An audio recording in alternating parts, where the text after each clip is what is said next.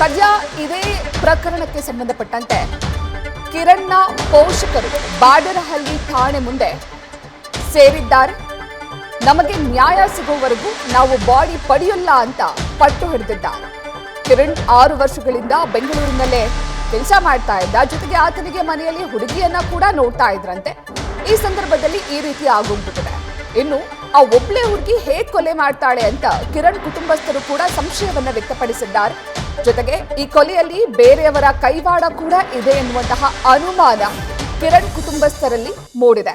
ಹಾಗಾಗಿ ಹುಡುಗಿಯನ್ನ ನಮಗೊಪ್ಪಿಸಿ ಇಲ್ಲ ನಮಗೆ ನ್ಯಾಯ ಒದಗಿಸಿ ಅಂತ ಸದ್ಯ ಬಾಡದಹಳ್ಳಿ ಪೊಲೀಸ್ ಠಾಣೆ ಮುಂದೆ ಮೃತಪಟ್ಟಿರುವಂತಹ ಕಿರಣ್ನ ಕುಟುಂಬಸ್ಥರು ಜಮಾಯಿಸಿದ್ದಾರೆ.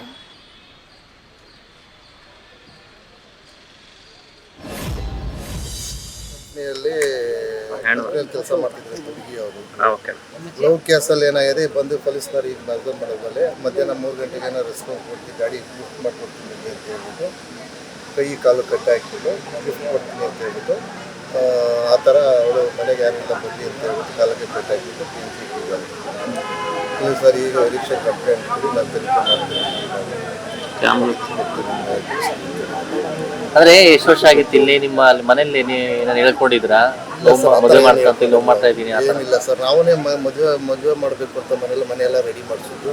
ಅವ್ರು ಹೆಣ್ಣು ನೋಡಿ ಅಂತ ಹೇಳಿದ್ರು ಸರ್. ಅವ್ನು ಹೇಳಿದ್ದ ಎಲ್ಲ ಹೇಳಿ ಮನೆಯೆಲ್ಲ ಕ್ಲೀನ್ ಮಾಡಿಸಿದ್ರು. ಹುಡುಗಿ ಹೆಸರು ನಿಮ್ಗೆ ಎಲ್ಲ ಅವಾಗ ಮಾಹಿತಿ ಬಂತು ಸರ್? ಸರ್ ನಮಗೆ 4 ಗಂಟೆ ಮೇಲೆ ಏನ್ ಹೇಳ್ತೀರಿ ಕೇಸ್ ಬಗ್ಗೆ? ಏನ್ ಹೇಳ್ತೀವಿ? ಬೆಂಕಿ ಹಾಕಿ ಸುಟ್ಟಿದ್ದಾರೆ ಕೈಯೆಲ್ಲ ಕಟ್ಟಿ. ಹುಡುಗಿ ಯಾರು? ಆ ಹುಡುಗಿಗೆ ಏನಾದ್ರು ಸಿಕ್ಕಿದಾರ ಈಗ? ಹೌದು ಸಿಕ್ಕಿದ್ದಾರೆ ಮಾತಾಡಿ ಈಗ ಕಸ್ಟಡಿಗೆ ತಗೊಂಡಿದ್ದಾರೆ. ಈಗ ಅರೆಸ್ಟ್ ಮಾಡಿದ್ರೆ ಕಂಪ್ಲೇಂಟ್ ತುಮಕೂರಲ್ಲಿ ಮಾಡ್ಕೊಂಡಿದ್ದೆ ಸರ್. DCI ಮಾಡ್ಕೊಂಡು ಬೆಂಗಳೂರಿಗೆ ಕೆಲ್ಸಕ್ಕೆ ಹೋಗ್ತಿದ್ದ ಬಂದ. ಕೆಲ್ಸಕ್ಕೆ ಬಂದು ಈ ಬೆಂಗಳೂರಿಗೆ ಯಾವುದೋ ಕಂಪ್ನಿಗೆ ಕೆಲಸ ಮಾಡ್ತಾ ಇದ್ದೆ ಸರ್. ಮನೇಲಿ ಇವಾಗ ಮನೆ ಒಂದು 10 ಲಕ್ಷ ಖರ್ಚು ಮಾಡಿ ಮನೆ ಹಳೆ ಮನೆಯಾಗಿತ್ತು. ಮನೆಯೆಲ್ಲ ಇವಾಗ ರೆಡಿ ಮಾಡಿಸಿ ಮದುವೆ ಮಾಡೋಕ್ಕೆ ಮನೇಲಿ ಹೆಣ್ಣು ನೋಡ್ತಾ ಇದ್ರು ಸರ್. ಇವಾಗ ಇವನು ಇದೇನೋ ಲವ್ ಸ್ಟೋರಿ ಯಾರಿಗೂ ಏನೋ ಗೊತ್ತಿಲ್ಲ ಸರ್. ಇದೇನೋ ಈ ಹುಡುಗಿ ಯಾರೋ ಇಲ್ಲಿ ಹಿಂದೆ ಬಿದ್ದು ಈ ಬಂದು ಇವನ್ನ ಹಂಗೆ ಮಾಡಿ ಏನೋ ಕೊಲೆ ಮಾಡಿದ್ದಾರೆ ಸರ್. ಏನು ಹೇಳ್ತೀರಾ ಸರ್? ಈಗ ನ್ಯಾಯಕ್ಕೆಲ್ಲ ಎಷ್ಟೊಂದು ಜನ ಸೇರಿದ್ದೀರಾ, ಊರವರೆಲ್ಲ ಬಂದಿದ್ದೀರಾ? ಹೌದು ಸರ್, ಊರಲ್ಲೆಲ್ಲ ಬಂದಿದ್ದು ಸರ್. ಇದೇನು ಅನ್ನೋದು ಕಣ್ಣೆ ಆಗತ್ತಂದ್ರೆ ನಾವು ಅಲ್ಲ ಈಗ ನಿಮ್ಮ ಹುಡುಗ ಬಾಡಿ ತಗೊಂಡೋಗಲ್ಲ ಸರ್. ನ್ಯಾಯ ಸಿಗ್ಬೇಕು, ಬಾಡಿ ತಗೊಂಡೋಗ್ಬೇಕು ನಾವು. ಇದೇನೋ ಇಲ್ಲೇನೋ ನಡೀತಾ ಐತೆ ಸರ್. ಇವರೆಲ್ಲ ಭಯಂಕರ ನಡೀತಾ ಐತೆ ಸರ್. ಅಣ್ಣ ಸುಮ್ಮನೆ ಯಾರು ಇಲ್ಲಿ ನಮ್ಗೇನು ಮಾಹಿತಿನೇ ಕೊಡ್ತಾ ಇಲ್ಲ. ಇದಲ್ಲೇ ಬೆಳೆದವನು ಇಷ್ಟು ಹುಡುಗನಿಂದ ಬೆಳೆದ ನಾವು. ಆ ಹುಡುಗ ಒಬ್ಬ ಹೆಂಗ್ ಸಾಯಿಸೋಳು ಅದನ್ನೇ ಆಗ್ಬೇಕು ನಮ್ಗೆ. ಅದು ಬಿಟ್ಟರೆ ಬೇರೆ ಏನೋ ಕೇಳೋಕ್ಕಲ್ಲ. ಇಲ್ಲ ಹುಡುಗಿನ ಒಪ್ಸಿ ಅಷ್ಟೇ ಕೇಳೋದು ನಾವು. ನಾವೇನೋ ಮಾಡ್ಕೊಂತೀವಿ, ಇಲ್ಲ ನ್ಯಾಯ ಬೇಕು ನಮ್ಗೆ ಅಷ್ಟೇ.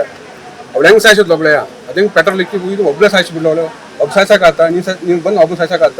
ಆಗತ್ತೆ ಸರ್? ನೀವು ಹುಡುಗಿ ಆಗಲ್ಲ. ಇವ್ರು ಪೊಲೀಸ್ ಹೇಳ್ತಾರೆ ಹುಡುಗಿ ವಿಷಯ ಕೇಳಿಲ್ಲ ಅಂತ. ಅವಳು ಸಾಯ್ಬೇಕಾಯ್ತು. ಅವಳೇ ಸತ್ತಿಲ್ಲ, ಅವಳು ಸಾಯ್ಬೇಕಾಯ್ತು. ಅವ್ಳು ಸತ್ತಿರ್ಬೇಕಾದ್ರೆ ಸುಮ್ಕಾಗ್ಬಿಡ್ತೀವಿ. ಅವ್ಳು ಸತ್ತಿಲ್ಲ ಅಂತ ನ್ಯಾಯ ಬೇಕು. ನ್ಯಾಯ ಸಿಗಂಟ ಅದು ಬಿಡಲ್ಲ. ಇಲ್ಲ ಅವಳು ಒಪ್ಸಿ ನಮಗೆ ಬೇಕಾದ್ರೆ ನಮ್ಗೆ ಏನೋ ಮಾಡ್ಕಿಂದ ಅವಳು ಸರ್. ಚಿಕ್ಕ ವಯಸ್ಸಿಂದ ಹುಡುಗಿ ಇಷ್ಟು ಹುಡುಗಿಂದ ಜೊತೆ ಬೆಳಗಿಂದ ನಾವು ಹೆಂಗ್ ಗೊತ್ತ ನಮ್ಗೆ ಏನು ಬೇಕಷ್ಟೇ, ನ್ಯಾಯ ಬೇಕಷ್ಟೇ, ಬೇರೆ ಏನು ಕೇಳೋಕಲ್ಲ ನಾವು. ಅವೆಲ್ಲ ಒಪ್ಸಿ ಹುಡುಗಿ ನಾವು ಬೇಕಾದ್ರೆ ಇದೇ ಟೆನ್ಷನ್ ಕಡ್ದಾಕಿ ಹೋಗ್ತೀವಿ ಅಷ್ಟೇ. ಇದೇ ಟೆನ್ಷನ್ ಕಡ್ದಾಕಿ ಅದೇ ಟೆನ್ಷನ್ ಒಳಗೆ ನಾನು ಒಳಗೆ ಹೋಗ್ತೀವಿ. ನಾನು ರೆಡಿ ಇದೀನಿ. ನಾವು ಒಂದು ಕೈ ಒಂದು ನಾವು ಮುದ್ದೂರು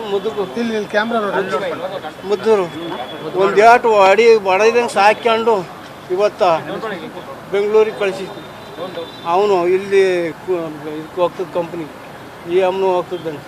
ಎಲ್ಲೋ ಏನೋ ಮಾಡ್ಕೊಂಬಿಟ್ಟು ಮನೆಗೆ ಕರ್ಕೊಂಡೋಗಿ ಓಡಾಕಿ ಆಡಂದು ಅಗಲ ಬೆಂಕಿ ಇಟ್ಟು ಕೊರಕ್ ಮಾಡ್ಯಾರಲ್ಲ ಈ ಧರ್ಮ.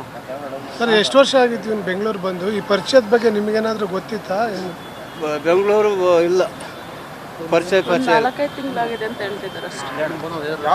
ಪರಿಚಯ ಲಿಂಗದಳ್ಳಿ ಗೊಲ್ರಟ್ಟಿ, ಹಿಂಗಳ್ಳಿ ಗೊಲ್ರಟ್ಟಿ, ಚಿಕ್ಕನಹಳ್ಳಿ ತಾಲೂಕು. ನಮ್ಗೆ ಇನ್ನೇನು ಅಲ್ಲ ಸರ್, ನಮ್ಮ ಮಾತು ಏನು ಶಿಕ್ಷೆ ಕೊಟ್ಟಾಳ ಆ ಥರ ಆಗ್ಬೇಕು. ಸಿದ್ದರಾಮಯ್ಯ ಸರ್ಕಾರ ಕರೆಕ್ಟಾಗಿತ್ತು. ಸರ್ಕಾರ ಐತೆ ಅನ್ನಂಗಿದ್ರೆ ಆ ಥರ ಆಗ್ಬೇಕು. ಇಲ್ಲ ಸತ್ತೋಯ್ತು ಗೌರ್ಮೆಂಟ್ ಅನ್ನಂಗಿದ್ರೆ ಗೃಹ ಸಚಿವರು ಬಂದು ಸಿಒಡಿ ತನಿಖೆಗೆ ಹಾಕ್ಬೇಕು. ನಮಗೆ ಅಲ್ಲಿಗೆರೆ ಸ್ಟೇಷನ್ನಿಂದ ಫೋನ್ ಮಾಡಿದ್ರು. ನಾವು ಹಸಿನಾಗ ಹಾಲು ಕರೀತೀವಿ. ಕಿರಣ್ ಅವಾಗ ನಾವು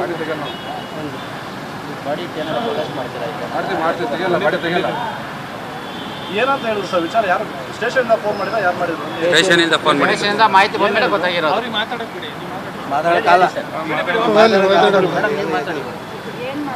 ತಿಂಗಳಿಗೋಸ್ಕರ ಅವಳಿಗೆ ಮಾಡಿದ್ದಾಳೆ. ಅವ್ರ ಅಪ್ಪ ಅಮ್ಮನ ಯಾರು ನೋಡ್ತಾರೆ? ಇವಾಗ ಅವ್ರ ಅಮ್ಮಂಗೆ ವಿಷಯ ಗೊತ್ತಿಲ್ಲ. ಗೊತ್ತಾದ್ರೆ ಅವ್ರಮ್ಮ ಹಾಸ್ಪಿಟಲ್ ಸತ್ತೋಗ್ತಾರೆ. ICU ಅಲ್ಲಿ ಇದ್ದಾರೆ ಅಂದಿದ್ಕೇನೆ ಪ್ರಜ್ಞೆ ಇಲ್ಲ ಅವ್ರಿಗೆ ಊರಲ್ಲಿ. ಆಲ್ರೆಡಿ ಒಂದು ಮಗು ಸತ್ತೋಗಿದೆ, ಅವಕತ್ ಸತ್ತೋಗಿತ್ತು. ಇವನು ಇರೋನೊಬ್ಬ ಚಿಕ್ಕ ವಯಸ್ಸಿನಿಂದ ಭಾಳ ಮುದ್ದು ಮಾಡಿ ಬೆಳೆಸಿದ್ರು. ಇಲ್ಲಿಗೆ ಬಂದು ಇಲ್ಲಿ ಒಂದು 4 ತಿಂಗಳಾಗಿದೆ ಅಂತೆ, 4-5 ತಿಂಗಳಾಗಿದೆ ಅಂತೆ ಇವ್ರ ಫ್ರೆಂಡ್ಸ್ ಆಗಿ. ಒಂದು 4-5 ತಿಂಗಳಿಗೆ ಏನಾದರೂ ಇದ್ದಿದ್ರೆ ಕಾನೂನು ಇತ್ತಲ್ವಾ, ಅವಳು ಹೋಗ್ಬೋದಿತ್ತಲ್ವಾ, ಕೇಳ್ಬೋದಿತ್ತಲ್ವಾ. ಅವಳಿಗೆ ಅಷ್ಟೊಂದು ಅವಳು ಮದುವೆನೇ ಆಗ್ಲೇಬೇಕು ಅಂತ ಇದ್ದಾರೆ, ಬಂದು ಕೇಳ್ಬೋದಿತ್ತಲ್ವಾ. ಪ್ರಾಣ ತೆಗೆವರೆಗೂ ಹೋಗಿದ್ದಾರೆ ಅಂದ್ರೆ ಅವ್ರ ಅಪ್ಪ ಅಮ್ಮನ ಯಾರು ನೋಡ್ತಾರೆ ಸರ್? ಇಡೀ ಊರಲ್ಲಿ ಅವ್ನು ಮುದ್ದಿನ ಮಗ ಆಗಿದ್ದ, ಇಡೀ ಊರ ಸ್ಮಶಾನ ಆಗ್ತಿದೆ. ಇವಾಗ ಯಾರು ನೋಡ್ತಾರೆ ಅವ್ರನ್ನೆಲ್ಲ? ನಿಮ್ಗೆ ಮದ್ವೆ ಬಗ್ಗೆ ಗೊತ್ತಿತ್ತ? ವಿರೋಧ ಏನಾದ್ರು? ಏನು ಗೊತ್ತಿಲ್ಲ ಸರ್ ನಮ್ಗೆ, ಏನು ಗೊತ್ತಿಲ್ಲ. ಮನೆ ರೆಡಿ ಮಾಡಿಸ್ತಾ ಇದ್ರು, ಮನೆ ರೆಡಿ ನಂಗೆ ಬಂದಿದ್ರೆ ಮದ್ವೆನ ಮಾಡ್ಕೊಂತಿದ್ವಿ. ಅವ್ಳು ಬೇಕು ಅಂತ ಮನೆ ಹತ್ರ ಬಂದಿದ್ರೆ ಮಾಡ್ಕೊಂತಿದ್ವಿ. ನಮ್ಗೇನು ಬೇರೆ ಅವ್ನಿಗೇನೇನು ಮದ್ವೆ ಆಗಿರ್ಲಿಲ್ಲ ಆಲ್ರೆಡಿ, ಮದ್ವೆ ಏಜ್ ಇತ್ತು. ಏನು ಏನು ಏನು ಹೇಳಿರ್ಲಿಲ್ಲ. ಯಾರು? ಇವ್ರಿಗೆ ಒಬ್ಬನೇ ಮಗ, ಒಬ್ಬ ಚಿಕ್ಕ ವಯಸ್ಸಲ್ಲೇ ಸತ್ತೋಗಿದ್ದ. ಇವನು ಇದ್ದಿದ್ದೆ ಒಬ್ಬ ಚಿಕ್ಕ ವಯಸ್ಸಿಂದಾನೆ ಅವನ ಸತ್ತಿಲ್ಲ, ಯಾರು ಇಲ್ಲ. ಅವ್ರಮ್ಮ ಬದುಕಲ್ಲ ಸರ್ ನಿಜವಾಗ್ಲೂ. ಅವನಿಗೆ ಒಬ್ಬಂಗೆ ಶಿಕ್ಷೆ ಕೊಟ್ಟು ಹೋಗ್ಬಿಟ್ಲು. ಆದರೆ ಅವ್ರಮ್ಮ ಅವರಪ್ಪ ಯಾರು ನೋಡ್ತಾರೆ ಸರ್? ಅವ್ರ ಮನೆ ಯಾರು ನೋಡ್ತಾರೆ ಸರ್? ಅರ್ಥ ಮಾಡ್ಬೇಕಲ್ವಾ? ಅವಳೊಂದು ಎನ್ನಾಗ ಒಂದು ಸಂಸಾರ, ಒಂದು ಮನೆನ ತೆಗೆದ್ಬಿಟ್ಲು ಅವಳು. ಅವಳು ಅಲ್ಲ, ಅವನು ಬಿಸ್ಲಿಗೆ ಹೋಗ್ತಾ ಇರ್ಲಿಲ್ಲ ಸರ್. ಅವ್ನು ಸುಡ್ತಾ ಇರ್ಬೇಕಾದ್ರೆ ಪೆಟ್ರೋಲ್ ಹಾಕಿದಳಲ್ವಾ, ಅವ್ನಿಗೆ ಎಷ್ಟು ಉರಿ ಆಗ್ತಿರುತ್ತೆ, ಅವನು ಎಷ್ಟು ಸಂಕಟ ಅನುಭವಿಸಿರ್ತಾನೆ, ಎಷ್ಟು ಸಂಕಟ ಅನುಭವಿಸಿರ್ತಾನೆ. ಅನುಭವಿಸೋದು ಆಮೇಲೆ ಬೇಕಿಲ್ಲ ಸುಟ್ಟಾಕೋದು. ವೀಣಾ ಅಂತ